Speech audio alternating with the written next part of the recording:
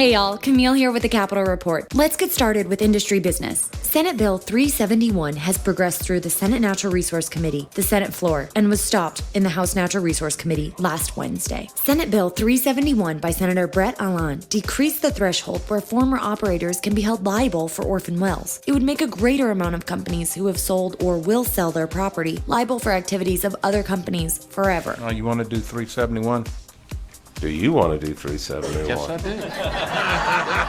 Senator Allen was first up at the table, followed by Don Briggs, LOGA's president, and Tyler Gray, with testimony on the oil field site restoration program. Don was one of the original architects of the program when it began in 1994, and relayed to the committee that the program set the $250,000 as the threshold after very careful consideration. Don continued by saying if the operators have continued liability at such a low threshold, like the suggested $100,000, an operator is more likely to plug the well earlier than necessary. The state would then lose out on the revenue stream in the end. The unintended consequences are just too concerning. This would be sending a very bad message for investment in the state. The majority of the committee members who were present voted against the bill, and it was ultimately voluntarily deferred by the senator. I wanted to say thank you to all of the representatives who voted to support the industry, and give a special thanks to Representative Jim Morris, who's been an active supporter of the industry. We really appreciate your efforts.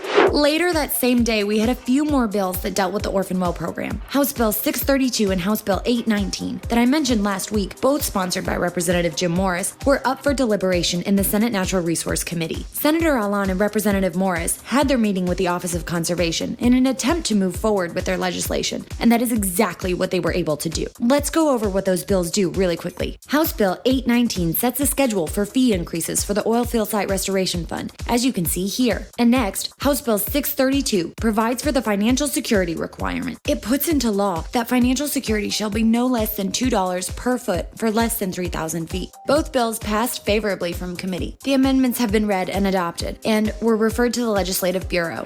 All right, moving on to what else happened at the Capitol last week. We had two big bills that made it to the governor's desk. First, Senate Bill 271 by Senator Mills, also known as the medical marijuana bill, made it to the governor's desk and was signed last Thursday. If you remember, this bill expands the list of diseases that a physician can recommend medical marijuana for. Although the bill has been signed, it will still take some time before doctors can recommend this drug to patients. Second, the Blue Lives Matter bill, House Bill 953 by Representative Lance Harris, finally passed from the Senate. This bill is a proposal to protect police and firefighters under the Louisiana hate crime laws. This bill has not been signed yet, but might be soon.